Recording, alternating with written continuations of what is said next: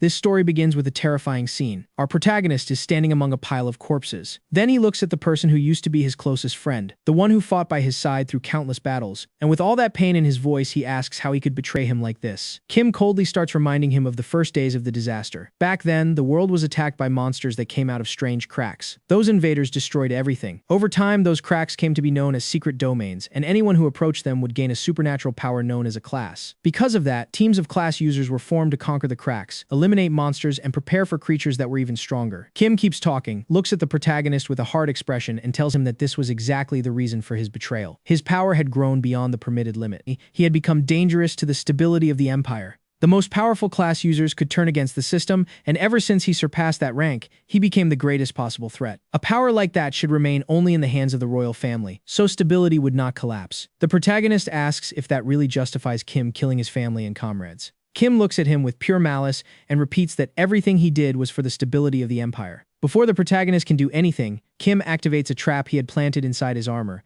and seconds later, it explodes violently. Not only does it tear him apart, it also poisons his body with a lethal cocktail. Kim had also placed in the armor. Kim says he knew that after the battle in that S-rank dungeon, he would be exhausted, making it the perfect chance to make sure he was erased completely. The blonde had an entire army waiting, because nothing was going to be left to chance. With no way out, the protagonist breathes his last. As his vision blurs, all his memories with the man who called himself his brother come rushing back. Then the conditions for his hidden skill are fulfilled. Mirror World, an S-rank ability capable of reversing everything. Even so, the protagonist dies, but his spirit remains inside that world, sinking into a lake until it disappears completely.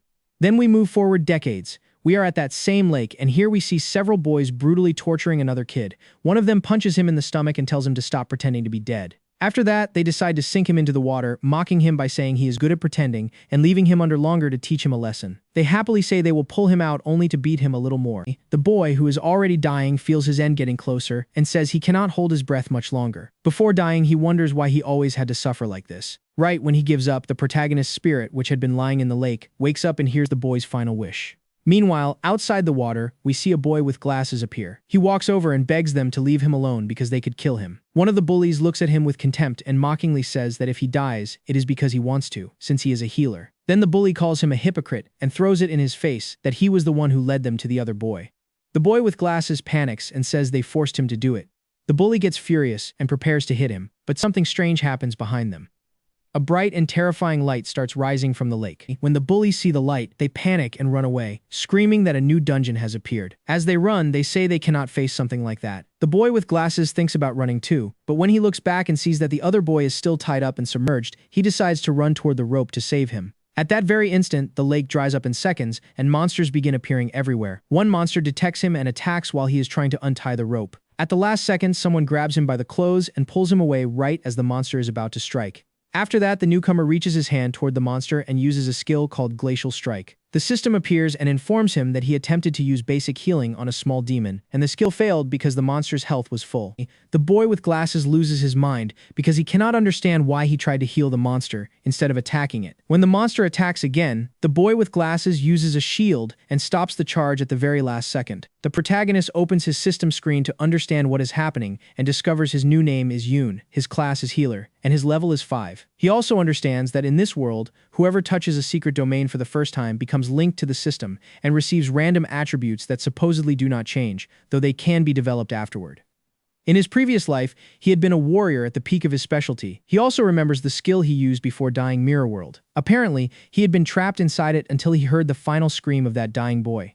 That is when he realized he had resurrected in the child's body. Deep down, he is grateful because it gave him a new chance to take revenge. At that moment, he is interrupted by a shout from the boy with glasses, who tells him the monsters are surrounding them and he needs immediate help because he can only deal with 3 of them. Yoon analyzes his new body. It is extremely weak. Even the small monsters are stronger than him, and with his current speed, he could not even run away. Right after that, he opens his skill screen. According to him, everything is useless. Basic healing only restores 1 to 4 health points. Another skill is Vine Control, which lets him summon vines to restrict an enemy's movement, but with an extremely low success rate, he quickly understands why healers were looked down on. They are pure support and weak at almost everything else. With that in mind, he decides to use his previous combat experience to last a little longer. He easily dodges several attacks, but he knows his stamina will run out soon, so he needs a way out. His only hope is Mirror World. After dodging another charge, he tries touching a monster to activate it, but fails. The conditions are not met, and Yoon thinks that either his level is too low or the skill needs a reflective mirror-like surface.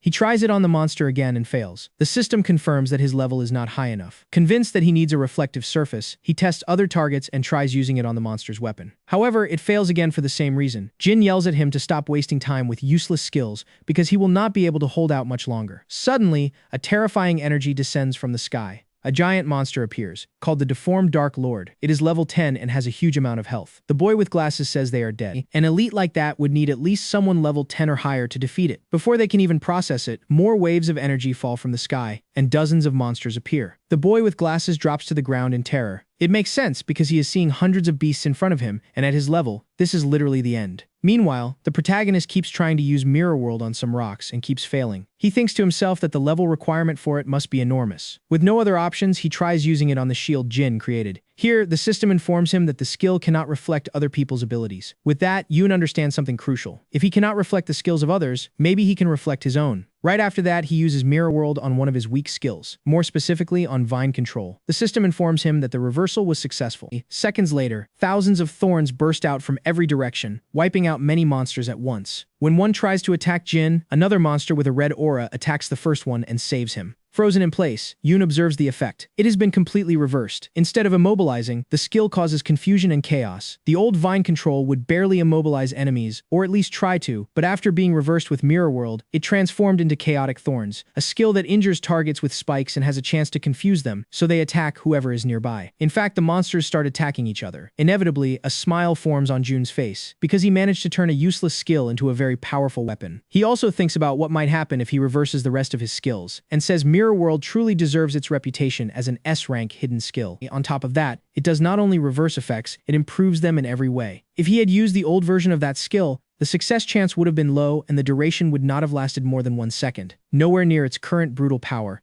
Yoon finds a sword lying on the ground. He picks it up and checks the rest of his skills. His eyes land on one called Basic Attack Blade. We see that this skill costs 20 mana points, lasts 30 seconds, and increases attack by 5%, but the effect ends as soon as the person consumes any amount of mana. When Yoon applies Mirror World to Basic Attack Blade, the skill transforms completely into a new one called Trick Blade. It costs 40 mana, lasts 60 seconds, and its special effect is that it increases his attack power by 10% every time he consumes mana. Yoon activates it immediately. His sword releases a brutal aura, and he understands that while the skill is active, every use of another skill will increase his attack. The power of the skill is so good it actually scares him, and he is thrilled. While he celebrates his new power, his level suddenly rises to 6. Then he looks around. Many monsters died while attacking each other, and apparently he gained very good experience. Then a monster tries to catch him off guard, but Jun blocks the attack at the last instant. He checks his health bar. He has 480 health points and 120 mana points. It seems that leveling up restored all the mana he had lost. Since the monsters are still attacking each other, Yun decides to test Trick Blade and see its maximum power. First, he activates Chaotic Thorns to consume mana. With each consumption, Trick Blade activates and his attack rises, but his mana drops very fast. His attack power keeps increasing by 10% again and again until his mana reaches 12 points. The system informs him that his attack has risen by 120%, and he still has 44 seconds left on the skill. Jun looks at the monster coming toward him and thinks the skill has shattered all his expectations. It lets him exceed double attack power with terrifying ease. The monster attacks, Jun blocks easily, moves behind it, and lands a solid sword slash across its back and another across its stomach. Jin is left speechless. He cannot understand how a simple level 5 healer can move with that kind of skill, and he wonders when healers started mastering combat techniques at that level. Jun kills monster after monster and notices that ever since he reached level 6, his physical power has been increasing every second. He calculates that, in theory, he can reach more than twice his attack power. After eliminating a level 11 monster, a smile appears on his face, because his potential is incredible. At that moment, a gigantic monster emerges. As it rises from the ground, the system shows its details. Hidden boss of the demon race. Health, 10,020. Mana, 300. Resistance, 167. Attack, 180. With a single movement, it massacres the smaller monsters around it. Jin is terrified. Jun is surprised. He did not expect a normal dungeon to contain a hidden boss this powerful. The monster charges toward Jun at full speed. The protagonist tries using Chaotic Thorns, but it fails. The boss is immune. Just when the monster is about to reach him and kill him, the boy with glasses appears and puts his shield in the way, stopping the charge. Jun is stunned. For the first time, he sees that person as someone familiar. The memory warns him not to neglect his defense for even 1 second, or he will die. Then we see that Jin's shield could not withstand the boss's power, and he is sent flying. Obviously, he is badly injured. The protagonist cannot believe how little that boy values his own life, and he approaches him to help. Jun tries to heal the kid with basic healing before he dies, but the skill only restores 1 health point and consumes a lot of mana. At the same time, Trick Blade activates and gives him 10% more attack. He uses basic healing again, and this time he lands a critical effect that restores 5 health points to the boy. Yun keeps using his skill until he has only 1 mana point left. Then he asks the injured boy if he has any health potions, and he replies that he has 1 emergency potion. Yun is relieved and tells him to drink it immediately. The system informs him that Trick Blade has 8 seconds left. Since the boss is busy wiping out the smaller monsters, Yun tells the injured boy to hold on for 1 minute while he uses the opportunity. The boy is shocked and cannot understand what he is planning. Before he can ask, Yun shoots forward like lightning and cuts down the small monsters one after another at a terrifying speed. Seconds later, the effect of Trick Blade expires. But right at that moment, his level rises and his health and mana are fully restored. With that in mind, he activates Trick Blade again and repeats the cycle. He uses Chaotic Thorns, consumes mana, Trick Blade activates, and his attack rises by 10% each time. According to his calculations, he needs to reach at least a 400% attack boost to defeat the boss. For a while, he keeps eliminating monsters and leveling up again and again. The injured boy watches in disbelief. When the boss charges at the protagonist, he looks at the attack head-on, and when Trick Blade shows him a 510% attack increase, he dodges and launches himself like a flash, slicing the boss's arm into pieces while he is in the air. He tells it that he is not done yet, then finishes it with a chain of rapid strikes that deal massive damage. In no time, he completely destroys the body of the level 21 boss. After the victory, he levels up 3 times in a row and reaches level 15. The injured boy cannot believe what he is seeing. Is he dreaming? How could a level 5 healer clear a new dungeon all by himself? The system shows us Yun's new stats, and we see that his current level is 15.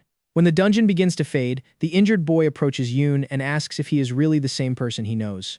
Before Jun can answer, the system orders him to collect the dropped loot. Jin asks again how he suddenly became so strong. Jun starts remembering something from his past. Then he asks the boy with glasses if he knew someone named Ben. The boy is shaken. He cannot understand how Yun would know his great-grandfather's name. Jun is also surprised to learn that this kid is a direct descendant of Ben. It seems that bastard Kim did not wipe out everyone he knew, Jun says with a very sad expression. After that, he tries to get information from Jin, but Jin feels offended and tells him he has no reason to answer his question. But Yun should not humiliate him by talking about his great-grandfather either. The protagonist does not understand what he means. But before he can question the boy, Jin says he does not understand why Yun has been hiding his true abilities, though he must have his reasons. Then he asks that they leave quickly, because he has to get back to school. If he misses tomorrow's museum visit, everyone will have him in their sights. Even after hearing the boy with glasses, the protagonist does not understand anything. Next, he follows Jin's suggestion and leaves that place, because for now, he decides not to reveal his true identity until he learns more about the current world. The next day, we see the boys on their way to the History Museum. The protagonist cannot believe how much things have changed. Now they can even use products from secret domains to move carriages. He had seen some of these objects inside the domains, but seeing them in the normal world feels strange. After that, he tries to take something out of his inventory, and to his surprise, he can do it. He also tests his secret skill, Mirror World, on a skill book, managing to reverse it without any effort. This surprises him a little, but he does not pay it too much attention. What it does clarify for us is that apparently, you can only take out things you manage to put into your inventory before the domain disappears. By the way, the protagonist looks a lot like a certain Shadow Monarch, don't you think? When they arrive at the museum, the first thing they can see is a large statue. Then the teacher explains to the entire class that the person immortalized in that work is their supreme ruler, Kim, the emperor who ended the greatest disaster caused by the secret domains. He also adds that this very place was where, more than 50 years ago, the Battle of the Great Rebellion took place. According to the teacher, back then, an S-level dungeon opened, and the beings that came out of it terrorized the territory. That lasted until Kim, their great king, personally led his army to stop them. And despite the heavy losses, they managed to emerge victorious. That was the moment the traitors used to rebel. Leading those villains was the damned Yun Che, a man the king trusted to death, only for him to betray him. The protagonist, who is listening to this twisted version of history, lets his powerful aura flow out. Then he tells himself that the one who conquered that domain was him and his friends, and they were the ones who got betrayed. Before he can do anything, the teacher finishes the story by saying that despite how delicate the situation was, the king managed to recover, and alongside the hero Ding Kun, fought drenched in blood until they were victorious. After calming down a little, the protagonist wonders if there really was someone named Ding Kun involved in that massacre too. Before he can remember, the attention of Jin, who was at his side, is stolen by the boys from the previous day, who comment that it is surprising they are still alive after being trapped in the new domain. One of them adds that apparently they got lucky, because from what they know, an expert happened to be nearby and conquered the domain quickly. The fact that they had been near a new domain catches the attention of most of the students present. By the way, the protagonist is holding himself back because he does not want to draw attention. The students approach the arrogant boys with thousands of questions, except for these two girls, who do not seem interested in the gossip. Ding, which is this guy's name, quietly tells the boy with glasses that he is glad to see them alive, because of them, he and his friends almost fell into that dangerous domain, and now they need to compensate him. Jin quickly lets him know that it was their own fault. In fact, right now he is going to report what they did to Yoon to the authorities. With a murderous expression, Ding tells the boy that he is taking things too lightly. Then he tells him to look at a statue. Here we see the hero Ding-kun stepping on the head of the supposed traitor Ben Xiao. Ding tells Jin that since Jin is the descendant of a traitor, while he is the descendant of a hero, no one will be on his side. Out of nowhere, he starts shouting that he will not forgive him for insulting his grandfather's name. Jin tries to deny saying anything, but now the entire crowd is throwing poison at him, saying he should respect the name of the great hero Ding-kun. On the other hand, Jun's patience slowly begins to run out. People surround Jin and start calling him trash and other horrible things, because he is descended from someone who supposedly massacred many people. To make things even worse, that bastard Ding keeps adding fuel to the fire, claiming that his pride was wounded and spouting more nonsense that makes the boy with glasses look even worse. Then the teacher intervenes. He approaches the young man and quietly asks him to apologize to Ding, because he should not forget that the hero spared his family's life back then, and he owes gratitude to his descendants. Those words remind the boy once again that he is truly alone in that place. Then the villain places his hand on the young man's head and tells him he will give him a beating that everyone will applaud. In fact, the crowd is already calling for Jin to be punished. Without wasting time, Ding prepares to hit him. But before he can touch him, a kick lands on his face and knocks him down epically. Obviously, the one responsible is the protagonist, who, in the coolest pose possible, asks whether the descendants of the hero were never taught basic manners. The people present cannot believe what they have just seen. They excitedly comment that Yoon Chae must have gone insane. Not only did he imply that the hero's family did not raise its members properly, he also hit one of them. Someone else in the crowd adds that this kid is only level 5, so he is completely finished the moment Ding gets back on his feet. The descendant of the hero smiles. Then he says he never expected to be attacked by his own punching bag. Honestly, he was not in the mood to bother him today. But since Yoon asked for it, they are going to destroy him. Jun focuses on his opponent's movements, and then he launches forward at high speed, taking them down one by one until every last one falls. While Ding twists in pain, the protagonist tells him he will never be able to defeat him. The crowd, shocked by what they just witnessed, starts questioning what just happened. Could Ding, the descendant of the hero's family, really be weaker than someone at level 5? Hearing that hits the boy hard. Activating his fury skill, he declares that trash like Yoon Chae could never be stronger than him. Then he pulls a spectacular hammer with great attack power from his inventory and charges toward the protagonist. Yoon sees him moving so slowly that before striking him, he says Ding is leaving way too many openings, and then he lands a brutal upward punch that practically resets his brain. Not satisfied with that, he follows with a descending kick that smashes him into the floor. Right then, a museum guard appears and asks what is going on. When he sees Ding on the ground, he tells the others to heal him immediately. However, the students are so shocked by what they saw that they do not listen to the guard's words. By the way, these two girls seem to find the protagonist interesting. Angry, the guard turns to the teacher and asks why he is not keeping his students under control and whether he understands the damage they could cause to the works on display. Furious, the teacher orders Yoon to take his foot off Ding. Then he pulls a weapon from his inventory and tries to hit him, but the protagonist blocks the attack with the ring skill he obtained earlier in the dungeon. The people watching still cannot understand this boy's true power. It is not normal for someone to block a teacher's strike that easily.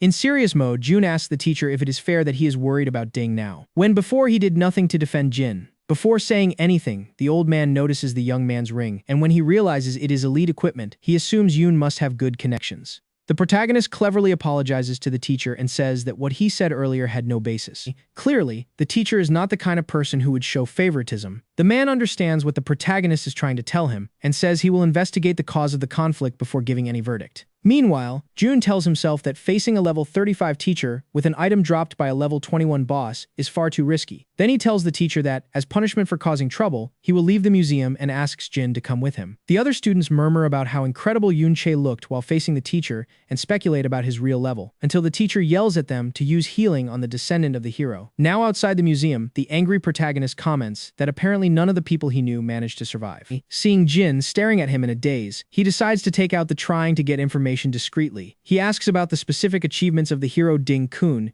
using the excuse that he is terrible at history. Excited, Jin tells him he is not very good either. But supposedly the hero was the first one to discover evil Yun-Che's plans. So he set up an ambush near the Is-rank secret domain, where they were hiding in order to stop him. Hearing that catches our protagonist by surprise, because what really happened was that, while his team was resting after clearing the domain, a huge number of assassins appeared and slaughtered them without him being able to do anything. Jin keeps telling our guy more good things about the hero. He says that after the king promoted him, Ding-kun went around conquering domains everywhere and saving people. One of his many heroic acts was stopping the famous Winter City cataclysm. Another thing that was also a lie, because that had been done by our protagonist. Looking a little down, Jun asks his friend if he knows anything about the sword the hero carries. Jin answers that he does, that it was the same sword he used to kill the traitor Yun-Che, and that it was the highest level equipment. With a serious expression, our protagonist thinks that bastard not only stole his achievements and glory, he also kept his precious sword, that had just sentenced him to death. That same day, on the outskirts of the Ding family mansion, we see the guards patrolling as usual. That continues until one of them notices something strange and turns around. But when he sees it is only two boys, he decides not to care. It is not like they could do anything bad. Our protagonist says it is just as he thought. Most of those guys are scouts with detection skills. Jin, terrified of the consequences, asks him to get out of there quickly before they are discovered. But the protagonist does not listen, because he is thinking about the huge gap in power that must exist between his current self and the hero Ding-kun. Also, according to what Jin told him, that guy permanently stays inside a high-level domain guarded by the army, and to enter, you need a pass, an item Yoon believes he can find inside the Ding family mansion. Before infiltrating, our protagonist asks Jin why. If this is only one branch among more than 10 of Ding-kun's descendants, they need so much security. The boy replies that it is because they have an entire domain inside the house. This surprises Jun, because he does not understand how that is possible. The boy with glasses explains that low-level domains can be bought and sold like any other object, but to do that, you need power and influence. Normal people can only access dungeons and school classes related to domains, and they have to compete with everyone else for monsters just to gain a few levels. Yoon thinks that things really have changed a lot. Back then, anyone could enter any domain without so many restrictions. Then he asks Jin if that means the more money and power someone has, the higher their level will be. The boy says yes and explains that normal people usually graduate around levels 15 to 20. After that, if they do not have access to domains, they stay at those levels. Though if you manage to get a job related to mining or guarding domains, maybe you can reach level 30-something by middle age. Other ways to level up are being recruited into the army, or standing out at school enough to enter guilds or other official organizations with access to higher-level domains. Jun thinks everything over for a while. His companion insists again that they should leave before it is too late, but the protagonist ignores him again. He says the detection skills that can be learned around level 30 are usually short range. That is why, no matter how many guards there are, they cannot cover the whole mansion 24 hours a day. And since this is not a dangerous domain, they are very relaxed. Jin does not understand what he means by relaxed, but Jun mentally clarifies that he means they are more relaxed than the guards from his own era. Then he lifts the glasses boy and asks if he really wants to change his life, and the young man says yes, but he will do it once he manages to enter a guild. Yoon bluntly tells him that the descendant of a traitor will never change anything if he only waits. But if he takes control of his destiny and does not leave it to some uncertain possibility, he can definitely achieve many things. As he walks away, he tells him it is in his hands to decide whether he will keep being a loser or not. In his mind, he apologizes to Ben for treating his descendant like this and says he hopes the boy makes the same decision he once did. A few seconds later, Jin gathers enough courage and follows the protagonist. Yoon tells him to stop because there are too many guards. Taking advantage of the guards' short-range surveillance skills, he moves strategically to avoid them. Little by little, they pass through the layers of security until they manage to sneak into the Ding mansion. It is not long before they run into something that surprises them. One of the many entrances to that family's private domain, one of the kinds that extend underground. Based on the first monsters that appear, our protagonist guesses it is slightly higher level than the one they entered before. He also says there are very few enemies, because the Ding family must clean it regularly. Since there are only 2 weak zombies, Jun asks the glasses boy to face them. Terrified, Jin tries to refuse, saying there is no chance he can beat those two by himself. Even so, a little later we see him fighting, or at least trying to. One of the zombies tries to kiss him, but before it can, the other one angrily smacks it. The protagonist, watching from a distance, tells him to at least counterattack. The boy says he cannot, and Yoon insists again that he has to attack, and that he will be watching so nothing happens to him. Hearing that, the boy finds a little courage and quickly throws himself at one of them, managing to hit it, but the other monster uses that chance to attack him from behind. Even so, the boy dodges. Yoon smiles and thinks to himself that it is exactly what he expected. This boy has talent. He lacks confidence, but he handles his spatial positioning very well, which keeps him safe and lets him react quickly to enemy attacks. Angry, Jin smashes one of the monsters with his shield, lowering its health a little and throwing it off balance. The protagonist uses that opening to move quickly and finish off both monsters without much effort. To Jin's surprise, he levels up. Looking incredibly cool, the protagonist explains that this happened because experience is distributed according to contribution. In other words, making it lose balance while he killed it counted as an assist. By the way, he got this weapon in that domain he cleared at the beginning. Then Jun asks Jin how he distributed his attribute points, and Jin says he did it evenly. The protagonist asks if by evenly he means he also raised his agility points. The boy, a little embarrassed, says yes and explains that if he is a slow shield bearer, it will be impossible for him to join a group at school. Jun understands his logic but asks him to think about the future. Class changes after level 60 have attribute requirements. For example, the Position Fortress class requires 60 stamina and 90 defense, so he should not distribute his points at random. Jin casually tells him that normal people only reach level 40 at most in their whole lives, so even thinking about touching level 60, literally S rank, is already ambitious. Yun places his hand on the young man's shoulder and seriously tells him that from now on, he should think in terms of S rank. In fact, he should think about reaching power beyond S rank. After giving him that encouragement, the protagonist thinks to himself that he should also think about how to move forward. Then he opens his status window. At that moment, something surprises him. His Mirror World skill has gained some experience, which means it can level up. To confirm his theory, the protagonist spends some time killing monsters. And while he does, he calculates how much attack power Trick Blade gives him every time he uses mana, until the skill's duration runs out. Right when it runs out, a monster whose head he had cut off attacks him. He easily manages to dodge, but it still takes him 2 full power blows to kill it. Here, the boy understands that he cannot risk that happening in a real battle, so he has to improve his skills quickly. He levels up right then, which makes him happy because he is progressing faster than ordinary people. On top of that, Mirror World is storing more experience. Then he notices someone approaching. He quickly hides, and together with Jin, they watch them.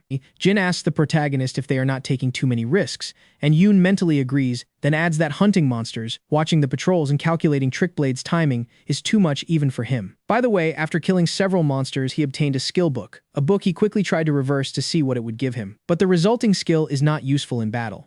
The good thing is that Mirror World only needs 30% more to level up. If it is already this powerful at level 1, he cannot even imagine how much it will improve once it reaches level 2. With that in mind, and since he does not know whether another domain will also let him gain experience for that skill, he decides to go after the boss of this place. As he starts getting closer to the target, the protagonist notices that the surveillance is denser, so they have to move more carefully. When they arrive, he is surprised because they find the Wandering Lord restrained. Jin says this is the first time he has seen anything like it. The domain boss at his school is simply surrounded by guards who do not let students get close. Those chains must be highest level equipment. Jun, for his part, does not care much about that. He is only thinking about how he could attack the boss without having to face all the guards. A little later, we see a guy calmly taking a leak that lasts until the protagonist drops a brutal hit on him and knocks him out. With a sinister expression, the boy warns him that he had better confess everything the easy way, because the hard way, he probably will not be able to walk again. The guy, terrified, says he will do whatever he asks and answer anything. Besides, it is not like the Ding family pays him enough to risk his life. That answer makes Jun feel bad, because he wasted aura trying to intimidate him. The first thing the guard confesses is that inside the mansion's study, there are many passes for the hero's domain. He also says that if he is just an obsessive fan of the great hero Ding Kun, he should approach them openly, because they would probably receive him. There was no need to go this far. Hearing that, the protagonist gets furious. Seeing this, the guy asks him to calm down and assures him that the part about the passes is completely true. Another thing he clarifies is that those passes are temporary, so if he wants to use them, he has to go with a companion known by the family. Otherwise, he will be questioned. Jun grabs him by the armor and orders him to empty his entire inventory, right then and there. Later, we see them leaving the domain. The protagonist asks if that is really the only healer class skill book he had. The guy assures him it is the only one, because the Ding family keeps all the good things found inside the domain, and the guards only get the leftovers. Without wasting time, Yoon uses Mirror World to reverse the skill. Then the guard tells him which part of the mansion the study is in and explains that no one can enter unless they are summoned. Also, everyone there is at least level 30, which can make life difficult for anyone trying to infiltrate. Yoon tells him not to stick his nose into his business and demands all the information he has about the inside. The guy says they are currently in the main courtyard, which is usually not heavily guarded. However, inside the mansion is the main patriarch, who is level 42. The rest of the family members are not there at the moment, but they will return soon. After realizing that he will most likely have to face the patriarch, Jun knocks the guard out and tells Jin to wait for him there. Then he returns to the domain. Here, he says the easiest way to lure out the patriarch is by using the domain boss. He also explains that these people do not kill the boss so the dungeon will not close, letting them farm as much as they want. The good thing is that the only security on the chain is a single guard. That is probably because they think no one is crazy enough to open the lock. Then he appears from the shadows and takes out the guy. After that, he frees the domain boss's restraints and keeps the chain, which by the way is level 60 and has brutal power. When the monster is released, it causes a huge commotion, enough to draw the patriarch out of the mansion and make most of the guards enter the domain to help. Almost at the same time, several cars arrive at the mansion. From one of them gets out the family's second patriarch, Yidin, who is complaining about the beating the protagonist gave him. Then the man opens the door of the other car, and the two girls from before step out. The old man treats them with great respect and welcomes them to his humble home. Then he kicks an employee hard because he was supposedly in the way. After that, everyone goes inside. Seeing this seems to affect Jin. The protagonist appears at that moment and comments that it looks like more descendants of the hero have arrived. The glasses boy asks Jun how he came back so quickly. He explains that it was because he released the domain boss, and even if it is only level 30, if they want to capture it alive, they will have to work hard. Somewhat embarrassed, the glasses boy tells the protagonist that the man in the back is his uncle. Ever since Yun Che's family was massacred, his relatives, as acquaintances of the traitor, have suffered the Empire's malice. On top of that, under the secret orders of the hero Ding Kun, the humiliations became worse and worse. In the end, they turned them into servants and into objects that the hero's family displays whenever they want to show off their power. Jin also says that back then, his father and uncle tried to change things, but the result was discouraging. His father ended up going mad, and his uncle became the Ding family's dog. Hearing this, Jun wonders in his mind whether he did the right thing by dragging this boy into his fight. As he walks past him, he says he will continue with his plan to enter the mansion. Jin asks him to think it through, because if he is discovered, he will definitely die. Jun seriously answers that he knows, but if he never takes risks, he will never be able to turn the situation around. Besides, there are things you never do if you hesitate too much. Today I can help you change your destiny, but first, you have to decide if that is what you want. Jin fearfully explains that he is messing with a very powerful family and that it is impossible for them to change anything. As Jun prepares to jump, he answers that he does not want to face one family. His goal is to face the entire empire. At the same time, inside the mansion, a maid informs the newly arrived patriarch about the situation. The girls, who also hear it, ask if it is really fine for him to entertain them instead of helping. The old man says there is no problem, because his older brother can surely handle it easily. Besides, today is a special day since she went out of her way to visit them. In fact, every member of the Ding family is already on the way there to see her, and even the great hero is interested in receiving her inside his domain. Jun, who has been listening to the conversation, realizes that this girl has extremely high status, and that she might be the one who can help him enter the hero's domain. Another thing Jun notices is that the blonde girl has the same last name as him, but he does not pay much attention to it. Then he heads to the study, but apparently one of the girls noticed someone was spying on them. After dodging a few maids, the protagonist manages to enter the target location. However, when he sees so many things in that room, he wonders whether he will really be able to find what he is looking for before the enemies notice his presence. Speaking of the villains, they were already returning from the domain. The main patriarch orders everyone to surround the mansion, because he assumes that whoever released the domain boss might be more interested in his father's belongings. Yun, for his part, is getting somewhat frustrated because he cannot find the passes anywhere. With only one last drawer left to check, he uses a skill he learned earlier to make the lock intangible and manages to open it. The first thing he sees is a diary, but when he lifts it, he finds exactly what he was looking for, along with several high-quality skill books. Meanwhile, outside the mansion, more and more guards are gathering.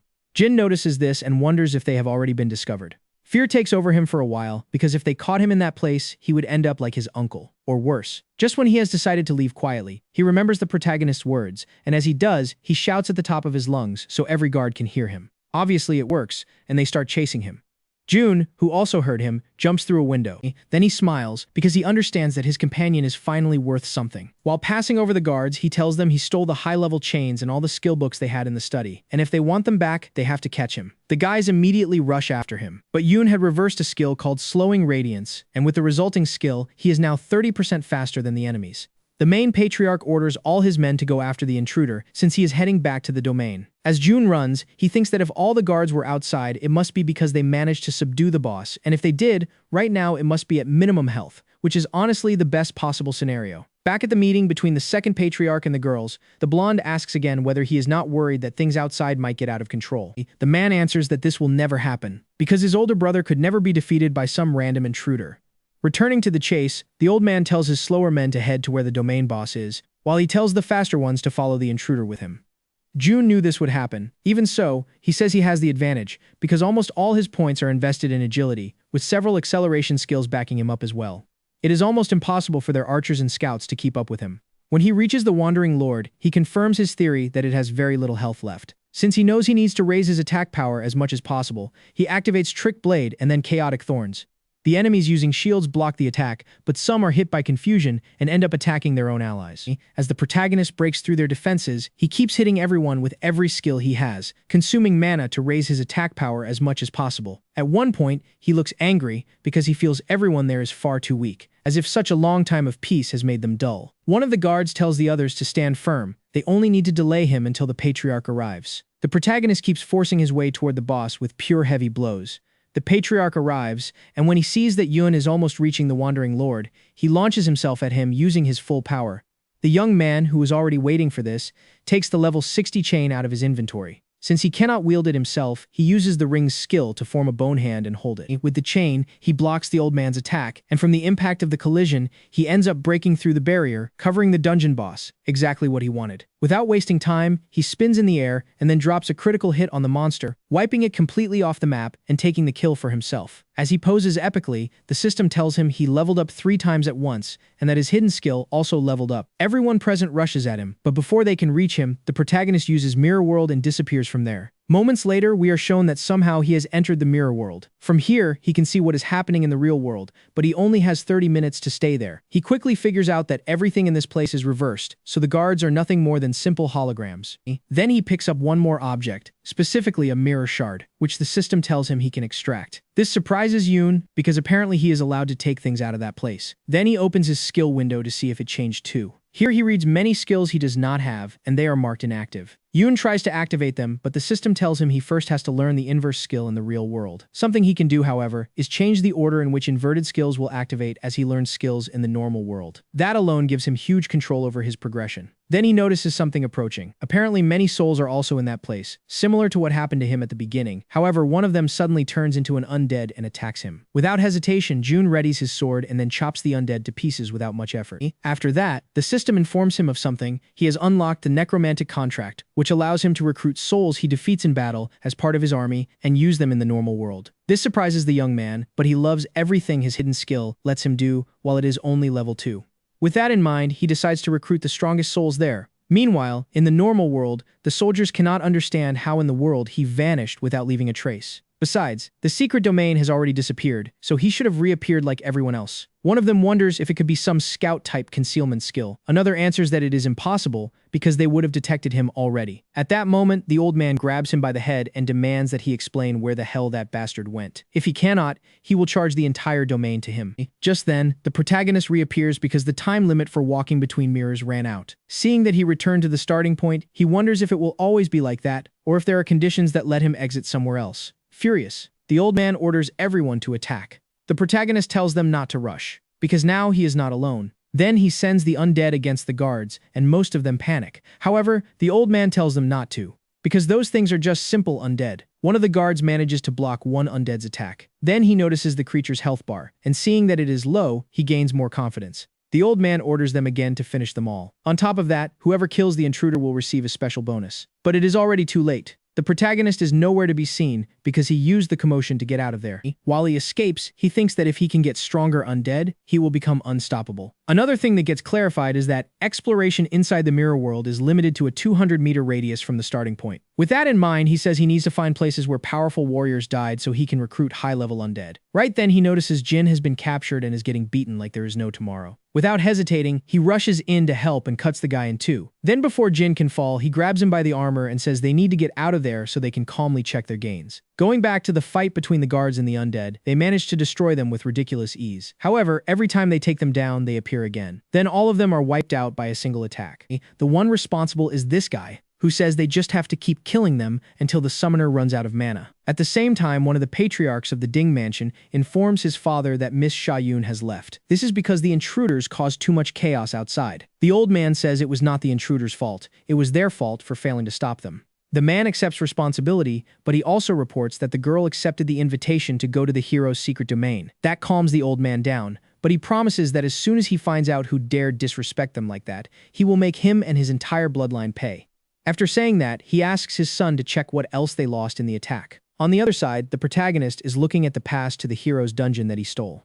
He thinks to himself that the only thing he needs now is someone who can take him to that place. Then he says it is not important for the moment. Even after reaching level 20 in the Ding family's domain, he still cannot think about facing the hero. Jun explains that even though he lost the ring from the first domain, he managed to steal 10 high-quality skill books. Then he pulls out the only one compatible with his class and learns the skill. It lasts 60 seconds, gives him an 8% critical rate, removes 20% of his defense, and gives him 15% critical damage. That is in normal mode, but when he reverses it, even though the duration does not improve, everything else does. The boost is good enough for Jun to say that, with just this, he could fight an enemy 10 levels higher than him. Another thing he got was this armor, which has incredible stats, but he still cannot use it. Aside from that, the best thing of all was leveling up Mirror World. On top of that, being able to summon undead improved his combat power a lot. Even so, none of this is enough to face the hero. Someone Jun assumes is rank and belongs to one of the Berserker branches because of the armor shown on the statues he has seen. Jin interrupts him by asking if they are not going to keep chasing them. Jun calms him down, saying they lost them a long time ago, and since they never revealed their faces, it would be impossible for anyone to discover them. Jin does not say another word after that. However, the protagonist interprets his silence as fear, and he understands it. After all, he is still just a kid. Then he asks if Jin knows any nearby domain where powerful warriors died. After thinking for a while, Jin answers that yes, in fact, one belongs to the school right now, but it is impossible to infiltrate. When Jun hears that, he becomes thoughtful, because he did not expect the school to be able to monopolize a domain in that way. From here, we move to the house of the teacher from before. He cannot believe the quality of those skill books, and on top of that, they are perfectly compatible with his class. It seems he was not wrong about Yoon. He really does have good connections. Then he explains that this domain opens at a specific time that cannot be changed. But since Jun is an excellent student, he will let him enter because without a doubt, sooner or later he will graduate with honors. After who knows how much time, we see that the protagonist achieved his goal here. One guy says this might be the last time they let him enter that domain, so he is going to kill as many monsters as he can. His companion adds that if it were not for the hero's kindness, that definitely would not be possible. Jun does not care about those words, but he comments that something feels wrong with this domain. The teacher then explains that this is the heroic secret domain, something Ding-kun himself gifted to the school. Jin, who came with Jun, falls a little behind because he is thinking about whether he should tell him that this is where the hero killed his great-grandfather Ben. The teacher finds some random guy to look after the rookies. The guy does not like the idea at all, but the teacher does not let him refuse and tells him to hurry inside so they do not waste time. As they walk toward the entrance, the random guy tells the boys to stay behind and not get in the way. If they cause him trouble, he will not hesitate to let them die. Jun pays no attention to him. However, he keeps wondering why the hell a domain of this level feels so irrationally dangerous. As they advance through the domain, the group Jun was assigned to is surprised to see some people. These are the girls from before, and everyone says they are also from the lower years. The random guy tells the boys to look at the girls. If they were that pretty, he would probably feel more motivated to protect them. The man even imagines himself married to Sha Yun. Then one of his buddies tells him to stop dreaming. Those girls are much higher level than them, so they would never even look their way. The guy says he knows, but there's nothing wrong with dreaming. Right then he notices something. For some reason the girls are walking toward him. Or at least that is what he believes for a moment, because they are actually heading to where the protagonist is. Jun recognizes her from the day before, but he does not understand why she is standing in front of him. Sha says she saw him yesterday at the museum. His skills seemed very good, and his voice is especially distinct. The protagonist still does not understand anything. Is this how girls flirt now? In a kind tone, she whispers in his ear that it was easy to recognize his voice even mixed with the sound of shattering glass. Jun immediately realizes they have been caught. The girl then turns into switches into battle mode and says goodbye to Jun, saying they will talk about it later, because first, they have to explore the domain. The protagonist analyzes the situation. The fact that she did not expose him in public and still let him know she recognized him seems like a warning. Maybe she meant to tell him that Ding also knew. Jun thanks her mentally, and to avoid leaving things there, he warns them about the strange feeling he has had about that place. The blonde is surprised, because she has also noticed something, and she thanks him for telling her. The group that hated them earlier approaches Yoon to question how the hell he knows Sha Yoon. Are they from the same family or something? The protagonist, ignoring them, says they should go ahead. The people in the group try to warn them about the dangers they might face, but the random guy tells them to shut up, because if they are friends with those girls, they must also be high level. This does not convince the others, because then why would the teacher put them in their care? So the angry random guy tells them to remember their real objective in that place. If more people go, they will earn less from those crystals. As the protagonists walk away, the boy says he does not understand why they can be friends with Miss Sha Yoon, and he cannot. That is why they deserve to die in that domain. At the same time, outside, we see Ding arrive. Furious, he asks the staff whether a group of lower year students entered, and the man answers yes. Here we go back one day. Apparently no one believed Ding when he said he had recognized the intruders, because they thought it was just his way of trying to get revenge for the beating he received.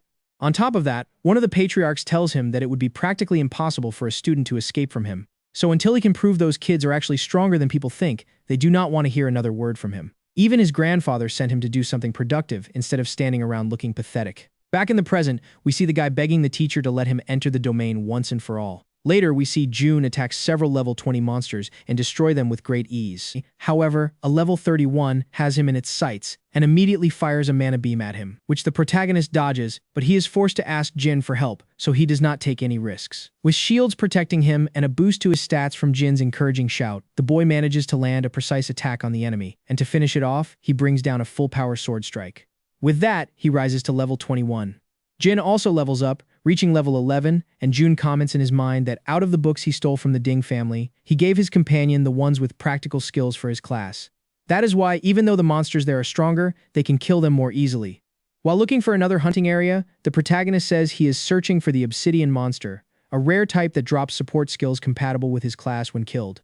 Besides that, he also needs to find the exact place where the strong people Jin mentioned died. If he finds their souls, he may be able to recruit them. Just then, something strongly catches his attention. This specific monster, which they follow until it leads them to a kind of nest filled with others of the same class. The protagonist says he does not understand why so many elite monsters are gathered in one place. However, because of the long distance the one they followed traveled, it is definitely a wandering type. This kind of monster is extremely rare. It has no fixed spawn point and can live anywhere inside the secret domain. Its strength is far above that of ordinary monsters, and in the era when humans were not that strong, running into one meant either killing it or dying. That is because if you ran away, they could follow you outside the domain and cause a massacre in the outside world. Still, because of how dangerous they are, defeating them gives more experience and better quality loot. June takes advantage of his atrocious speed and attacks one of them. However, the damage he deals is minimal, and to make it worse, it heals instantly. Before he can even think of something, two of them are already aiming their beams at him. Then they attack, and even though Jin's shields protect him, he still takes a dangerous shot. The boy says that no matter how fast he is, dodging that many beams is impossible. Seeing his health drop, he brings out the undead to dance, and while they take the damage, he rushes away from that place. June comments that, to defeat those monsters, he needs Jin to level up. Once he reaches him, he tells him they are going somewhere else to farm levels. Later, we see the shield bearer facing a level 20 enemy, while the protagonist watches him. He easily manages to block one attack, or rather, several attacks, but in a somewhat clumsy way. Jun tells him to stand firm and move the shield in the direction of the attack. He does it, and when he sees that it works, he gets distracted, which the monster uses to land an epic hit on him. The protagonist does not hesitate to go help him. Then he tells him not to pull the shield so far back, so he can anticipate another attack if necessary. He also reminds him that in a fight against someone stronger, one mistake like that could kill him. After saying that, he steps in front of the shield bearer and they start fighting together.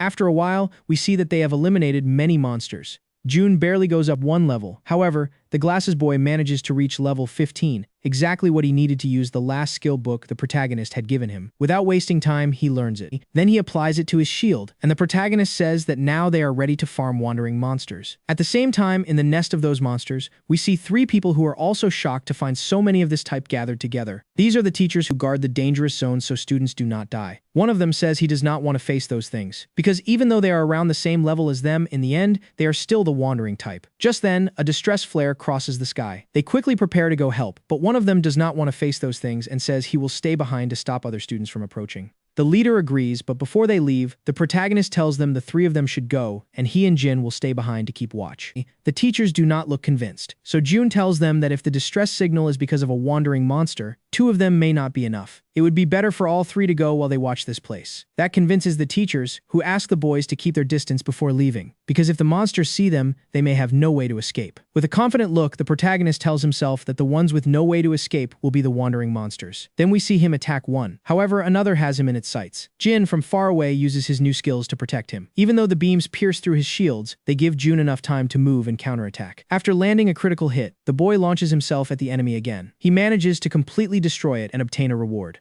The protagonist says he is adapting very well to this new class. The only thing much worse than in his previous life is his real attack power. For now, the Trick Blade skill makes up for that. However, his base attack is a problem he needs to solve soon. After finishing off that other wandering monster, he levels up and comments that they really do give much more experience than normal monsters. Right then, the system tells him to collect the rewards. When he does, we see that he obtains an amazing sword. Literally, his lack of base attack ends with just that, and June says it is the best thing he has managed to get so far. With that sword, the fights will now be much more even, and although he hoped to get a skill book called Gravitational Attraction, this reward is not bad at all. Then a distress signal much stronger than the earlier one crosses the sky, and June finds it strange because that one belongs to the teachers and is only used in cases of extreme danger. Speaking of them, we see they are in a very complicated situation. They are trapped in a cave in the middle of an almost endless number of wandering monsters. The other teachers are trying to break through the horde to rescue them, but they are not making progress from a distance. The blonde asks her companions how that group ended up in such a situation. Another teacher answers that he does not know. They simply came to help as soon as they saw the signal. Then he points out the exact place where they are trapped and says that although they have already organized the rescue, they have not been able to advance at all. Maybe if the girls join in, they can change things.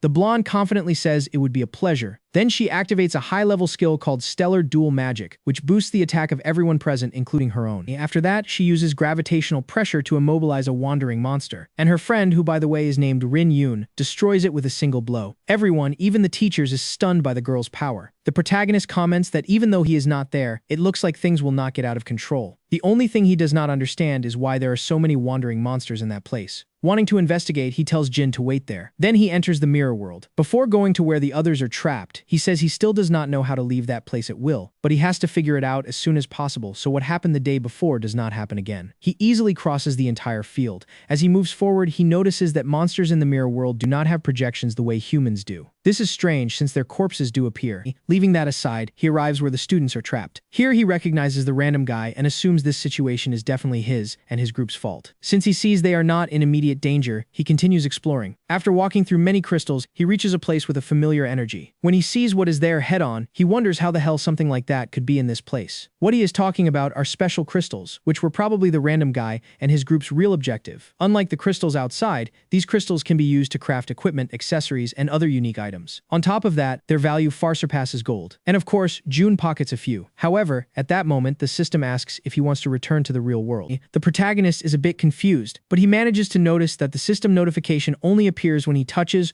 or looks at a reflective surface. After collecting several crystals, he says he likes the mirror world skill more and more. Without wasting time, he continues the exploration because he assumes this place is hiding something else, since having so many special crystals in one place is not normal. Meanwhile, outside, the girls continue dealing with the wandering monsters. The teachers can only praise them since their powers are far superior to theirs. After finishing off the last monster, they finally reach the trapped group. The random guy happily says he thought he was going to die there, but Rin tells him not to celebrate too much. They still have to get out, and it will be more complicated because they are already very tired. Shaw tries to encourage everyone by saying there are fewer wandering monsters now. But before she can even finish the sentence, her face turns pale, because out of nowhere many more monsters have appeared. Returning to June, he cuts his way forward with pure sword strikes, knocking down the walls blocking his path. Then something surprises him again, a strange crystal formation at the top of what looks like an ancient tree. Amazed, the protagonist wonders if this could be the hidden treasure of this secret domain. This object is 1,000 times rarer than the special crystals, since it forms from the condensation of all the special products that exist in the secret domain, and its gestation takes an extremely long time. On top of that, it is random. Literally, a human could spend their entire life without ever knowing of its existence. Without thinking twice, the protagonist picks it up. According to him, this thing's stats are incredible, and the best part is that it does not take up inventory space. Jun says that by giving him more vitality and a higher mana recovery speed, it is the perfect complement to Trick Blade. Something else he finds incredible is the 20% reduction to elemental damage. Not even the best crafted equipment gives such a high reduction. Putting all the good aside, something worries him. If an object of this magnitude exists, there should be a guardian, but he has not seen it. At the same time, we see that the people outside are in shock, because not far from them, a colossal monster has appeared. Apparently, this is the type June was wondering about. By the way, this entity is different from a normal domain boss. It is an extremely rare and powerful being, one that a teacher or student could not rival even in 1,000 years. Everyone is terrified. For something like that to appear in this domain is definitely a death sentence. Knowing this, Shaw takes a breath and asks everyone to stay calm. If they do not, they will not be able to get out. She quickly tells them which direction they need to go to leave that basin and orders that once they reach that area, everyone has to flee however they can. The teacher from before goes along with the girl and immediately moves to the front to protect the advance. While some attack, others defend, and everyone works in complete harmony. Little by little, they advance until they almost reach the target point. At that moment, the Wandering Lord uses the skill Warcry. This allows him to summon all the monsters in the domain and send them to cover a zone. Unfortunately for the humans, it is exactly the zone they plan to escape through. With that handled, The monster uses a support skill on his troops, raising their attack power, defense, and health by 20% more. With this, one wandering monster breaks one of the teacher's shields with a single punch. Another takes the opportunity to attack and turn another one of the teachers into a sieve. This spreads even more terror through everyone, but Sha keeps control and asks the students who can use shields to move forward and those who can heal to prioritize the shield bearers. Mentally, she says they are in the worst situation. They do not have much energy, and the worst part is that the Wandering Lord has not even attacked them directly. One of the teachers wonders whether he should keep trying to save the students. Then we see him use an assassin skill to hide and escape on his own. The teacher from before yells at everyone not to follow his example, because that camouflage will not last long enough to get to safety. Then the whole place lights up. When he turns, he sees the boss charging a direct attack, then firing it and completely destroying the one who tried to escape. Just seeing that power chills the teacher's blood, but that is not the worst part. Apparently the monster intentionally blocked every exit from that basin. One of the students says in terror that there is no point in fighting anymore, and honestly, I agree with him, because the Wandering Lord is aiming his beams straight at them. The girls, who are the only ones who have not given up, step forward to receive the attack. From their inventories, they pull out 2 giant level 70 shields with extremely high defense. These manage to stop the beam. However, the strongest people have to rush over and hold them up, because no one can equip them due to the level difference. Sha Yun tells herself that for now, this will protect them, but they are only delaying the tragic ending a little longer. The random guy wonders how something like this could appear in a domain of the school. His buddy blames everything on him for being so greedy. The professor hears them, but he does not pay attention to that. At that exact moment, he notices something. One of the boys he thought was safe is there too. Jin stretches his hand toward the professor and protects him from an enemy's blow. Then he uses enveloping shield to divert the wandering monster's beam, saving him for the second time. The monster immediately follows with another strike, but Jin blocks it again, and he does it several times, shocking the professor. To make things worse, the other wandering monsters manage to destroy the guard's shields, and we see the glasses boy take a critical hit. When he is about to be burned to ashes by 2 wandering monsters, and when all hope has been lost, the protagonist appears, destroying the nearby enemies. At first, the professor does not recognize him, but the glasses boy thanks him for arriving in time. Jun smiles, congratulates him, and says he will handle everything now. Going a little back in time, we see Jun leave the mirror world and discover that there was a unique object in the real world too. Literally, now he can always double gains similar to this. The problem he has at that moment is that he cannot take the special crystals out whenever he wants. That is because it costs him time from mirror walk, and he has very few minutes. Because of that, he spends most of his time using the 2 unique crystals, the one from the mirror world and the one from the real world. With this, he receives the object's bonuses twice, but removing the original crystal causes a huge rumble, and if he had not jumped away, he would have been crushed.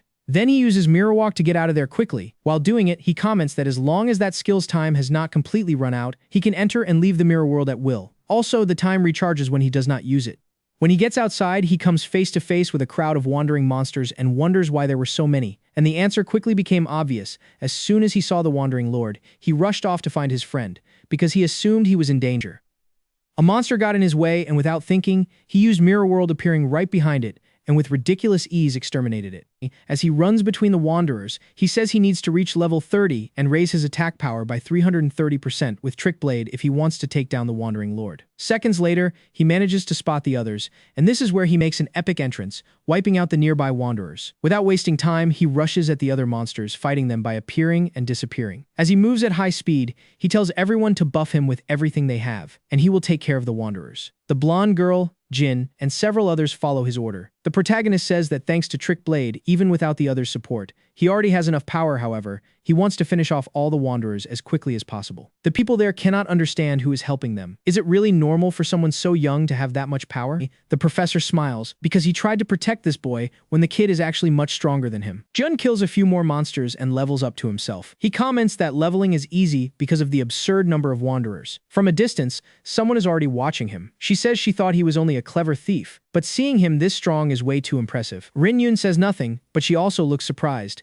Jun, without thinking about anything else, keeps killing monsters for a while until he reaches level 28. One of the people witnessing the massacre says that boy must be reinforcement from outside, but the professor makes it clear that he is a student who came in with them. The monster lord prepares an attack. Everyone panics, but it is aimed at Jun, who thanks to Mirror World, dodges it with ease. Even so, he says he would not survive if that thing kept hitting him. Next, we see the monsters start walking toward the humans. The professor tells them they need to make an exit on that side of the basin, or the Wandering Lord will kill them when it gets there. One of the students says moving the shields is impossible, and if they move without them, they will be easy prey for that thing. Everyone else agrees. Then the protagonist tells them to leave it to him. While they escape, he will distract the Wandering Lord. The professor asks what will happen to him if they leave. The protagonist thinks that if they leave that thing alive, it will definitely get outside, and the losses could be irreparable. Then he tells the professor that he will kill the Wandering Lord no matter what.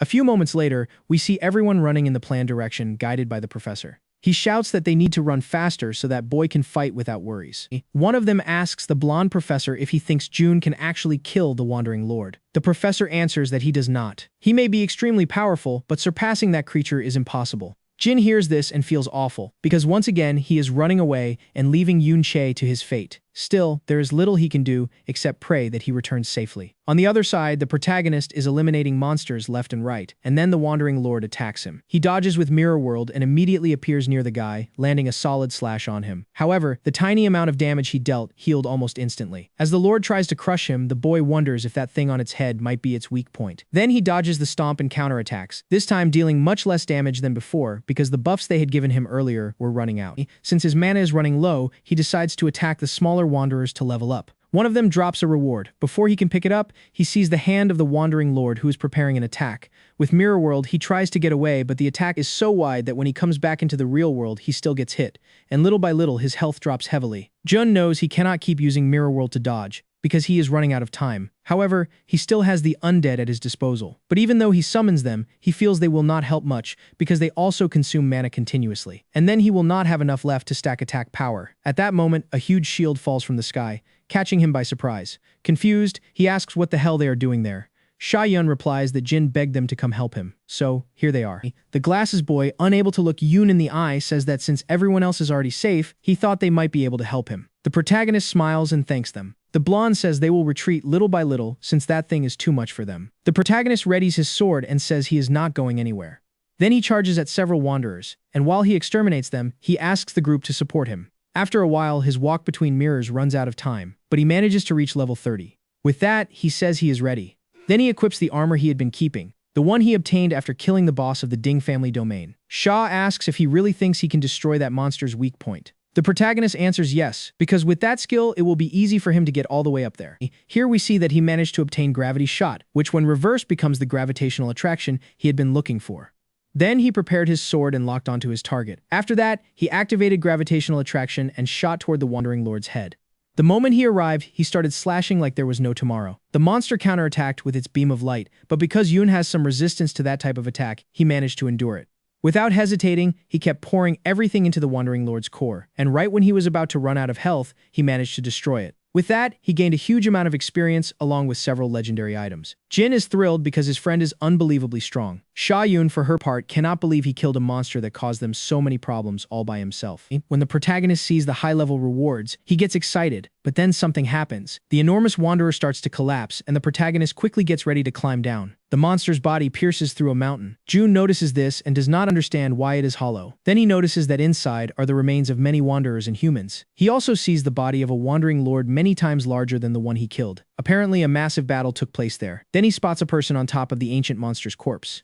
This person seems to be Ben Jin's great-grandfather. The blonde recognizes him immediately as well, but something does not add up. Judging by the remains, there was a battle there against countless monsters and people. That is a completely different story from the one they have always been told. The protagonist stays silent. Jin says they may not believe him, but he believes his great-grandfather was not an evil man. Ever since childhood, I have searched for his entire story, but whenever I found anything about his specific adventures, those records were always unfinished. The only thing that was clear was that most domains he went to never matched his level. For example, doesn't it seem strange that an S rank with such a high level would come to a simple low-level domain like this one? As we confirmed, this domain creates wandering lords, and they are the cause of the catastrophes humanity faced in the past. That is why there was a unit in charge of dealing with them. I think my great-grandfather was that kind of person. He came here to stop the wandering lord before it became a catastrophe for humans. Everyone is shocked by Jin's deduction. Seeing that, he tries to tell them to forget what he said. However, Jun puts his hand on his back and tells him that he believes him.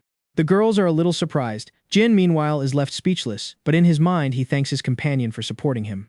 Here we go a few years into the past where we see a young Ben saying he will become stronger than his master. Then he turns toward Yoon and tells him he should retire. Later, we see him getting beaten up by goblins while calling for his master to help him. When he gets home, he says Yoon should not have helped him because he had everything under control. From there, we jump several years ahead. Now Ben is a teenager and comes back completely injured. But he downplays his wounds because he managed to save all the people. In short, the protagonist was Ben's master, someone who always put people first and cleared domains until they could no longer pose a danger. Returning to the present, the protagonist says he will kill everyone from the Ding family in his friend's name. Speaking of that family, that bastard Ding Jr. is informing his superiors that June really is the thief. They can ask the professor from the school domain about it, who by the way did not let him enter the domain. However, when he came out, he heard everyone talking about how powerful June was. That was enough for the family to finally take him seriously. One of them says he will go to that domain immediately. However, he will not go alone. He will also take the trash descendants of Ben. Back with the group, the protagonist is looking at one of the legendary rewards he obtained. Then he tells Jin to learn that skill because it will be extremely useful to him. Sha asks June if he realizes he is giving away something hard to obtain, something he could sell for a good price. The protagonist answers that if it is useless to him, but perfect for a shield bearer like Jin, then it belongs with him. Setting that aside, the girl comments that he clearly does not lack powerful skills. Even though she thought she was at the highest level among the students, she cannot compare to him. Just his ability to summon the dead already surpasses her. When she mentions that, the protagonist realizes something. The undead in his army were transformed from souls. Those souls were in Mirror World, so could he be there too? Then he activates Walk Between Mirrors, and something surprises him. It is his friend's soul at the top of the Mountain of Wanderers. A few minutes later, in the real world, Rin Yun tells Sha Yun they should leave because the public hearing she has to attend will start soon. Sha agrees. They have spent a long time there. Before leaving, she says it is a shame Yun still has not returned, but surely nothing interesting will happen in Mirror World anymore. In Mirror World, Yun tries to speak with Ben, but Ben does not hear him and begins his transformation. When it is complete, he releases a terrifying scream and what looks like an attack. The protagonist backs away, but he is not fast enough and gets hit. Although it was not an attack, only all of Ben's memories there. It shows how the boy was attacked by a huge number of enemies and how he was pierced by the hero of Incom. Seeing this, Yoon says he does not know why, but that bastard's pose feels familiar. Before he can see more, the memories are destroyed. Then the corrupted soul lunges at the protagonist. He manages to block and tries to communicate, but it is useless. The guy seems to act only on instinct. Since Yoon does not want to hurt him, he tries to leave that place, but the system stops him. In the real world, Jin is surprised by someone. These are the men from the Ding family, who ask him where the other boy is. If he is the only one here, then the fight will be far too boring. Jin, terror in his voice, asks what they are doing in that place. The patriarch tells him to stop pretending. They already know he and his friend broke into their mansion to steal. Jin tries to deny it, but Ding says he recognized his voice and his screams. The old man argues that it does not matter whether he did it or not, because he brought him a little gift. Jin is completely shaken because his entire family is there. His grandfather screams at him to kneel before the hero's family, to apologize to Master Ding, and to stop putting them in danger. Had he forgotten the teachings they gave him since he was little? Jin shouts back that they should never crawl before anyone. His uncle tells him to shut up.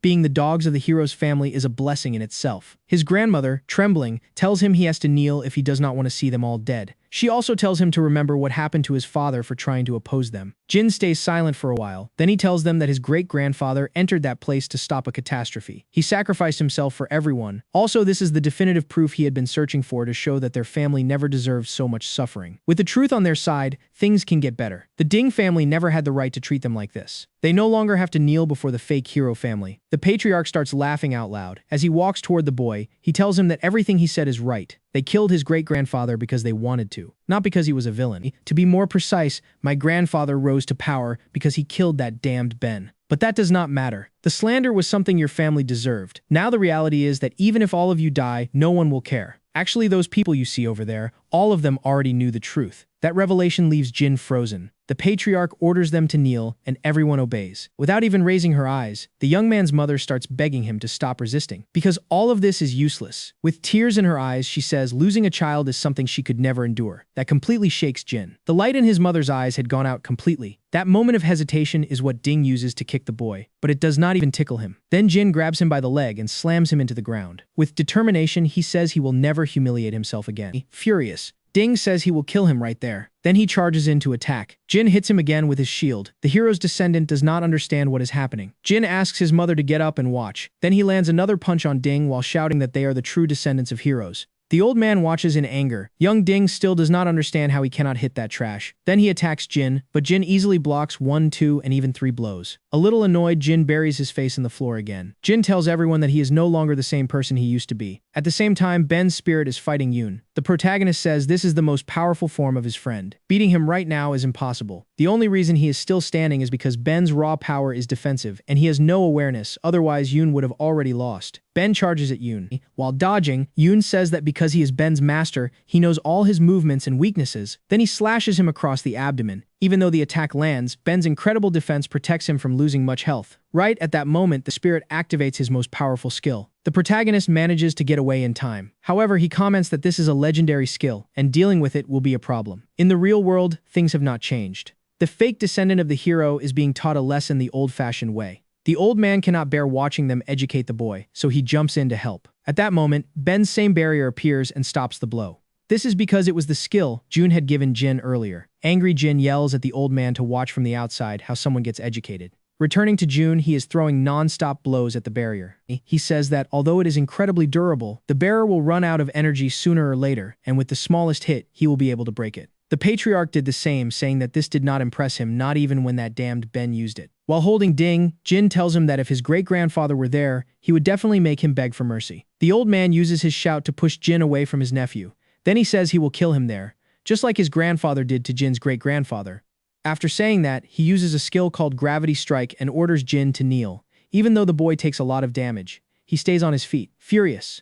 The old man starts walking toward him, because if he takes away his legs, he is sure Jin will figure out how to kneel. Before he can attack him, the boy's mother throws herself in between them, crying as she begs him not to hurt Jin, to kill her instead and spare him. Ecstatic, the old man asks Jin what he will do. Will he let him kill his mother, or will he bow? Forget it, he says. I should just kill them all until you kneel. Jin cannot believe what he just saw. Neither can his family, and the patriarch cannot understand how this is possible. Here, we see that Ben appeared to protect the boy's mother. She calls him grandfather, but receives no answer. One of the Ding family guards asks how a dead man could come back to this. Jun sarcastically replies that after being slandered to such a degree, it is only natural for Ben to return and clear his name. The patriarch tells him to stop acting important and orders his lackeys to fight. Ben easily blocks two attackers. Then, with one quick move, he destroys the weapons of the others. Jin's grandfather is still wondering if that thing is truly his relative. Jin, for his part, is only focused on how powerful his great-grandfather's defensive skill is. The patriarch points at Jun and praises his ability to summon undead, but he makes it clear that those pieces of trash are no match for him. Then he charges at Ben. Ben easily blocks the blow, which enrages the old man who starts throwing attack after attack, all of which Ben keeps blocking. Tired of this, he uses a different skill and manages to push the undead back. Feeling confident, he tries to do it again, but Ben's golden light shield repels him. Jun warns the old man that even as an undead, Ben is an S-rank warrior, so it will take him a long time to destroy his technique. The old man asks his companions to help him attack non-stop, but no one is available, because they are either fighting or have already been killed by the protagonist's other undead. Activating his armor's maximum power, he says nothing has changed. He alone is enough to destroy all the summons. Then he rushes toward Jun, because if he kills the summoner, the undead will disappear. However, even though his attack is destructive, it does not hit the protagonist, and Jun takes the chance to deal heavy damage. Blinded by rage, the old man charges at Jun again, but the result is the same. He cannot even touch him. The protagonist, meanwhile, lands another epic hit. Then he is pushed back by the old man's sonic skill. Ben uses the fact that Jun is flying in his direction to place his weapon as support and launch him hard toward the enemy. The patriarch curses the boy. Without listening to him, Jun starts cutting him from every possible direction until he severs his arm. The man tries to call for help, but the protagonist tells him there is no one alive. The old man attacks with gravity, but Yoon easily dodges. From a distance, the boy asks if he is scared. The old man ignores him and tries to call his healer again, but the healer is out of commission. In fact, everyone who came with the patriarch has already passed on. Yoon tells him that his undead evolved more than he expected since the mansion incident, and he still has not shown him his maximum power. After saying that, he uses a legendary skill he obtained by killing the Wandering Lord. Seeing this, the patriarch has no choice but to try to run away. However, a huge weapon falls in front of him, blocking his path. Refusing to give up, he runs to another side, but that path is blocked too. Before he can do anything, he is completely surrounded by these weapons. Yoon appears behind him and explains that this is an S-rank skill. No being below that rank has ever managed to escape it. With no way out, the rat pulls out a vacuum bomb. He says that item can kill even an S-rank, so Yoon will definitely die there. With the most arrogant look imaginable, the protagonist tells him to set it off. Frightened because his threat failed, the patriarch asks if he is not afraid to die. The boy answers that his summon would easily withstand that explosion, and he would not even be reached by it. Then he cuts off the old man's other arm. Jun tells him to kneel. Terrified, he does. Then the protagonist places his sword against the patriarch's neck and asks what use he thinks he still has. Later, we see Jun checking all the items he obtained from that massacre. The third patriarch had many healing potions, but since their effect is slow and cannot be stacked, they were useless to him in that situation. By the way, after killing him, the protagonist turned him into another shadow in his army. His soul appeared in Mirror World, and Jun tamed it to test whether he could kill powerful warriors and use them for his army. He will let Ding live for now because he may be useful later. The old man praises how strong that young man is, also understanding that he was surely the one who caused such a drastic change in his grandson's personality. One of them comments worriedly that with the third patriarch dead, the Ding family will not stay quiet. That boy may be very strong, but if he draws the hero's attention, he will not stand a chance.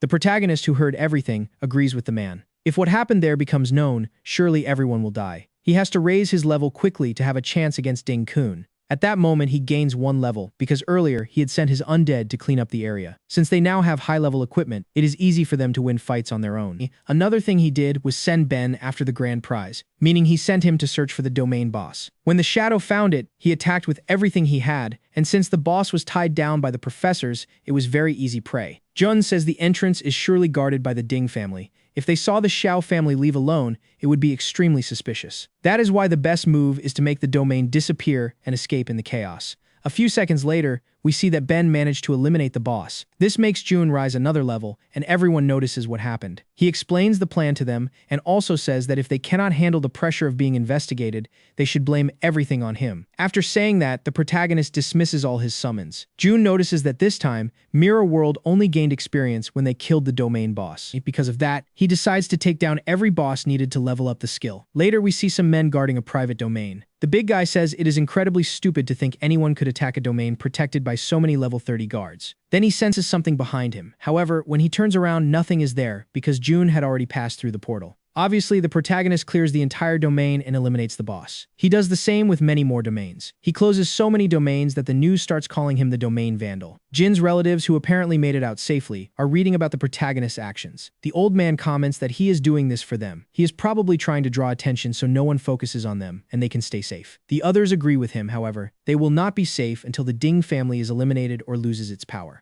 This man says that maybe the free future Jin talked about is possible with Yun Che on their side. Just then, a huge explosion interrupts them. Someone in the dust asks if they really think they can escape from his obligations. Then we are shown the second patriarch of the Ding family. He tells them they have not been going after the criminal, but after them. That is because first, they need to punish them for escaping from their masters. Besides, that criminal will come to them sooner or later. Speaking of Yun, he is now with someone near the hero's secret domain, because he is ready to kill that bastard Ding Kun.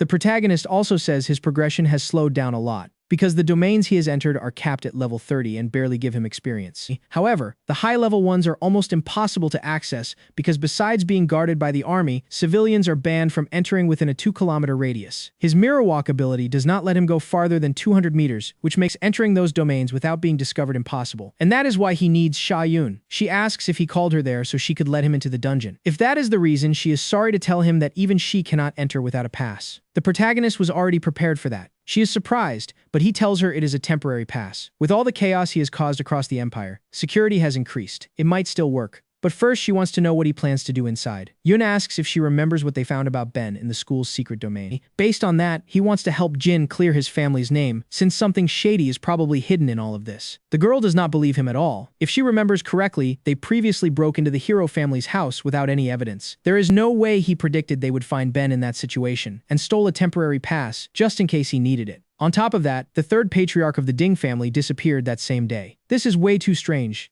To her, Jun clearly has something against the hero. She asks if he is some descendant of the traitor from back then or something. The boy replies that by that logic, she is also a descendant of the traitor because of her surname. Sha Yun says that makes no sense, because she has not done anything against the hero, and her surname is different. She only changed it for someone else. Yun then asks if he could not also be lying about his true identity. She warns him that she could easily expose him to the army stationed there, and he would be a dead man. The protagonist stays silent for a while. Then, with confidence, he says she will not expose him. Someone who risked her own life to protect her companions inside a domain would never agree with the Ding family. Then he hands her a diary documenting every atrocity committed by the so-called hero's family. Even after receiving the book, she says she does not care what other people do. The only thing that matters is that now his life is in her hands. Has no one ever betrayed him for him to trust people so quickly? Jun smiles.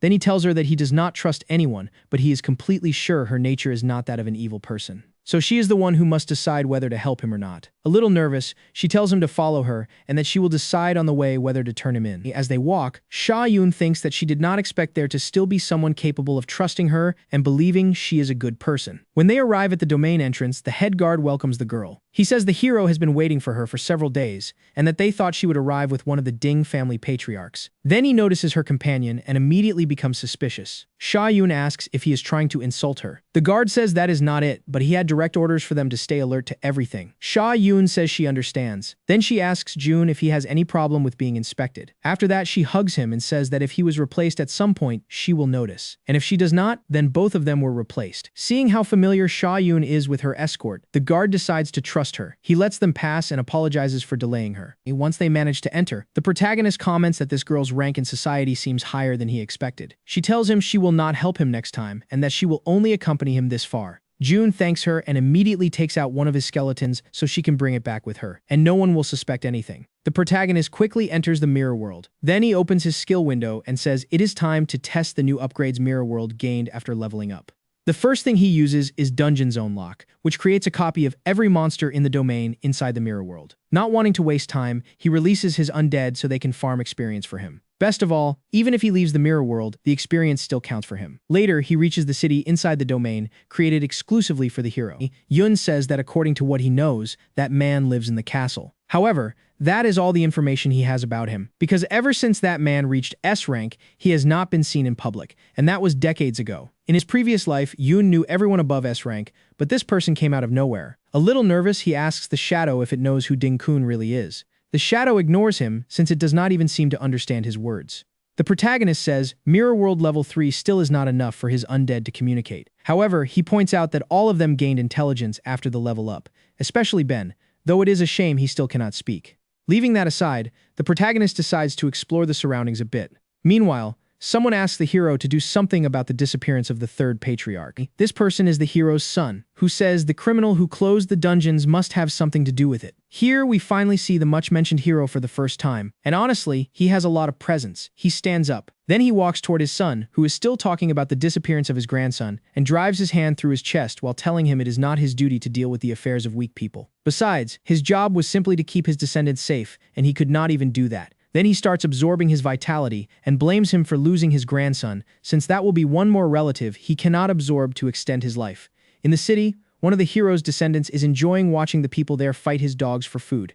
There's even a little girl involved in that scene. A mage under his command suggests releasing his most beloved pets, since they have not eaten meat in a long time. He says that is a very good idea. Yun, who is watching them, thinks that what the Ding family does outside this domain is nothing compared to what they do here. At that moment, he prepares to intervene. However, Ben catches his attention. Even though he cannot speak, he is burning with rage at seeing such cruelty. The protagonist says he understands. Apparently, even in his current state, Ben still cannot bear injustice. That was something Yun liked about him from the first time he saw him. Even when he had everything to lose, he never took a step back. He and Lan were the perfect disciples. In the end, you could say I was the one who led them to their deaths. Right then, Ben says Lan's name. This catches Jun's attention, and he asks if he is conscious. The undead begins overflowing with energy until he says that Lan is Ding Kun. Hearing that leaves Jun stunned. Returning to the hero, he is wiping off his arm. Then he says the name Yun Che sounded very familiar to him. Honestly, he never expected to hear it again after so many years. However, he is extremely curious to meet the person daring to carry the name of his beloved master. A few minutes later, we meet the blonde guy's most beloved pets. He apologizes to them for not letting them out sooner. Then he tells them to eat as much as they want from those cockroaches. The girl begs her father to get up, and seeing her suffer fills that guy with joy. The monsters rush toward her, but then something happens. Or rather, the protagonist slices them into pieces with his sword. Jun says he is extremely angry. The mage accompanying the blonde says he will not let an intruder ruin his boss's fun. Before moving into the fight, we go back to the past for a moment. When Jun recruited Ben and Lan, the first thing he told them was that the Age of Knights had ended, but as a descendant of them, he wanted to pass down their commandments. Back then, Lan seemed to be the most excited about this. The first commandment was to be humble, something Ben did not respect much, because he was far too competitive. Many times, after completing jobs, Lan would humbly accept the payment while Ben complained about how little they paid, even accusing people of taking advantage of them. That always earned him scoldings from the protagonist. Even so, whenever they did things properly, Jun rewarded them. Returning to the present, Yun attacks the villains. The mage manages to withstand the blow, but many of the items he used to raise his defense are destroyed. The protagonist does not say a word, but his stare says everything. The blonde calls him scum and says he will never manage to touch them again. Yun ignores him and continues his assault. But before that, we return to the past, where it is revealed that the second commandment is to be compassionate. He also taught them to face evil with courage and justice. Lan was mainly the one who seemed most in tune with his teachings. June manages to cut down the enemies, but they are illusions, and the real ones are hiding somewhere. One of the illusions tells him that since he loves cutting them so much, he can enjoy searching among them to find the real ones. It also asks him why he is so angry. Is it because of how well they treat those insignificant creatures? If he wants to save them, all he has to do is kill them, nothing more.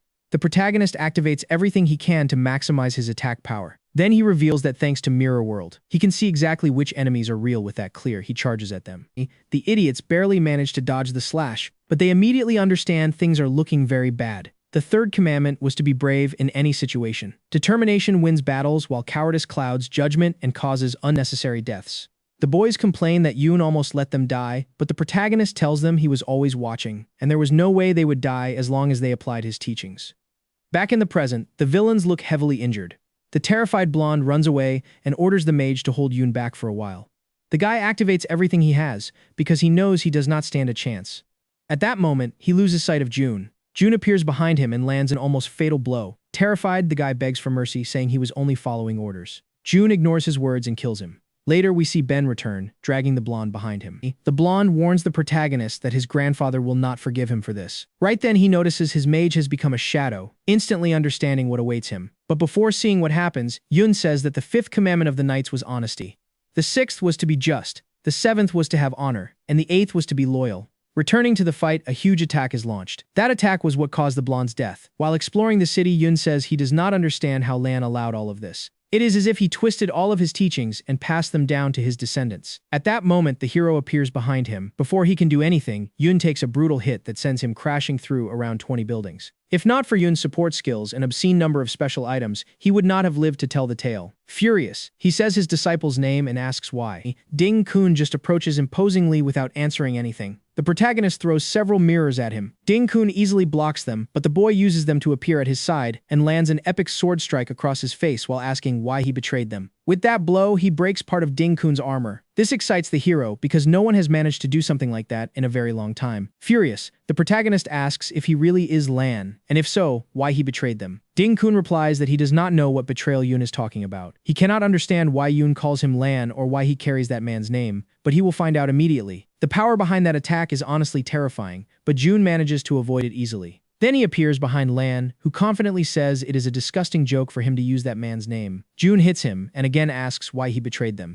Ding Kun tells him to shut up, since he must be someone sent by that man's family, and there's no point pretending to be him. Then he launches an extremely powerful attack. Ben manages to repel the damage and keep the protagonist safe. June asks if he is going to refuse to talk to Ben. Ben charges at full power toward Ding Kun while shouting the name Lan. This enrages the hero. He easily dodges every attack and grabs Ben by the neck. Then he slams him into the ground while asking how the hell he survived. Like a madman, the hero keeps asking how he came back to life. However, Ben disappears. This makes him realize Ben is an undead. Then he epically blocks a strike from June. At that moment, 3 of the hero's sons appear, intending to spare their father the trouble of fighting. The protagonist sees them as trash, and to keep them from interfering, he sends his best shadows to face them. Here, the hero understands what happened to his third son. He says he suspected he had been murdered, but he never thought the culprit would come after him. Saying that, he charges at June. June manages to dodge. Ding Kun tells him to prove that he truly is his master. The protagonist tells him to ask whatever he wants, but he must also explain how someone who personally knew suffering became this. Ding says all of this is the result of his teachings. Furious, the protagonist slashes him and tells him not to spout nonsense. Ding Kun, who blocked the blow, asks where he was all this time. Why did he take so long to rescue him from that cursed place? Why did he appear only after they had made him suffer so much? Why were knights, or the children of those people, respected so much? Why did Ben, who had never suffered, receive the same teaching as him? Why did you prefer him over me? Why did you force me to become a berserker when I was much better at defense than him? June replies that he never favored anyone. He only chose their paths to make them stronger and help them survive. Ding Kun denies that this is true. He says June always looked at him as an inferior being. Even though he gave them the same teachings, it was undeniable that because of his origin, June only saw him with pity. The protagonist stares at him in silence. Ding keeps arguing that June never saw him the same way as Ben, and that is why he never swallowed his damn commandments. Besides, he refuses to accept that he was the one who betrayed them. In reality, he only chose the side that would give him status and power above everyone else. He chose Kim's side. My bet was correct. You and Ben ended up dead and hated. while my descendants and I are treated like kings. You, my great master, were overshadowed by Kim and by our power. The protagonist begins releasing aura. Then he shouts that Ding-kun is an ungrateful bastard. After that, he launches many mirrors toward Ding-kun, using them to move and attack him from every possible direction. The hero tries to attack him, but he cannot even see him. Yoon, on the other hand, lands every single hit. He keeps going until he destroys a large part of Ding-kun's berserker armor. When he is about to deliver the final thrust, he tells him he is right. Ding-kun cannot compare to Ben, and he was never able to even reach his heels. This infuriates Ding-kun because it is just confirmed that his assumptions were right all along. Losing the armor activates a body skill that increases his attack power by 300% and his speed by 200%. With that, he launches himself at June. The protagonist is shocked by how fast he is. In fact, if not for Mirror World, he would not have been able to dodge. And if he had taken such a destructive attack head-on, he probably would have met St. Peter. Ding-kun realizes that Yoon is using the mirrors to move around, so he activates a skill called Bloodstorm. It destroys the mirrors and even cuts down the protagonist's health every time a drop falls on him. Ding-kun, who also takes damage, tells him to come closer now and put the knightly values he always preached into practice. Or was it all just empty talk? The protagonist barely dodges the attack, but the hero is not finished yet, and the next blow hits him dead on, sending him flying. Seconds later, we see him on the verge of death. Wasting no time, he uses every skill and potion he has available to recover his health. However, the blood rain alone is killing him, something Ding-kun notices. The protagonist tries to counterattack, but the enemy easily stops the blow. Taking advantage of the moment, the hero tells him that in the previous era, he died because he was naive, and in this one, he will die the same way.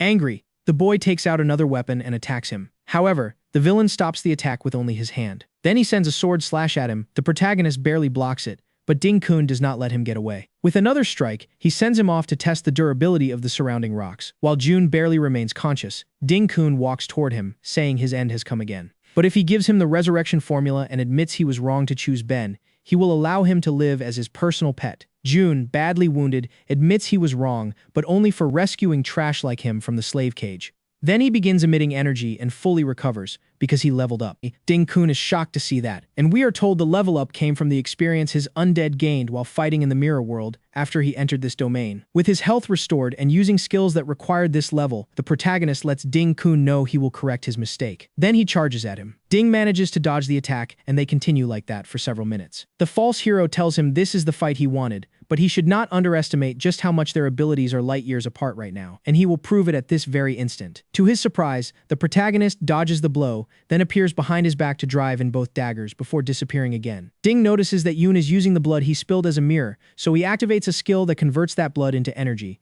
removing the flaw that had put him at a disadvantage. Confident, he tells June that he no longer has any chance of winning this fight, but at that moment, a sword pierces through him. The one behind this attack is Ben, and even Ding-kun has no idea how he got there. The protagonist says it does not matter how he got there, or whether attacking from behind is dishonorable. The only thing he wants is to kill him. With that clear, he summons all of his undead to fight together, because he will not allow trash like him to keep hurting people.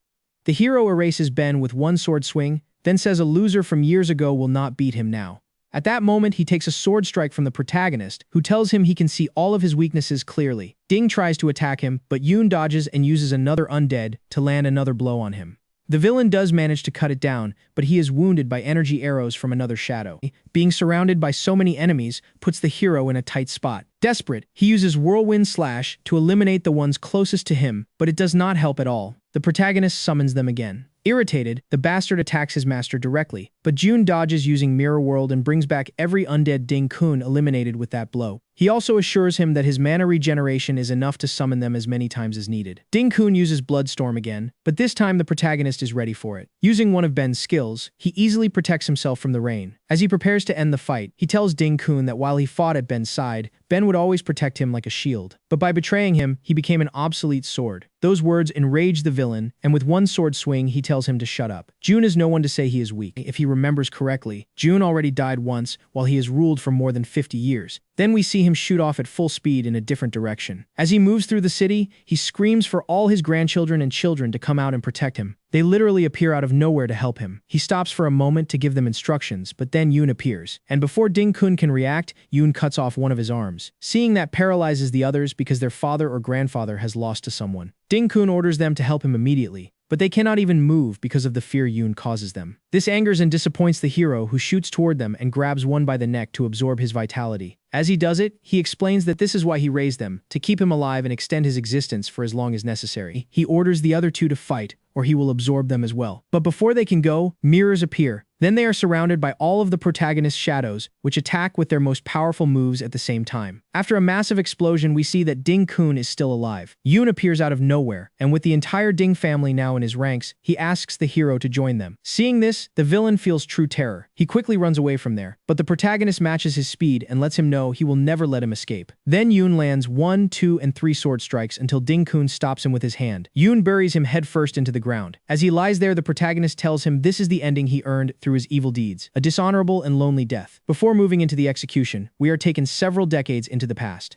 Here, the protagonist congratulates his 2 students for reaching S rank and tells them he has a gift for them. After sending all the top-quality materials he had collected for years to the Divine Craftsman, they luckily made him 2 mythic rank weapons. For Lan, a greatsword that because of his fighting style will be very useful to him. Lan gets extremely excited for Ben. He gives an axe shield that fits perfectly with his new class. As always, the boy says it is too shiny for his taste, but still thanks him. Then he notices his companion staring at something. It is his master's sword, and he asks June if it is not about time to replace it. June explains that he will never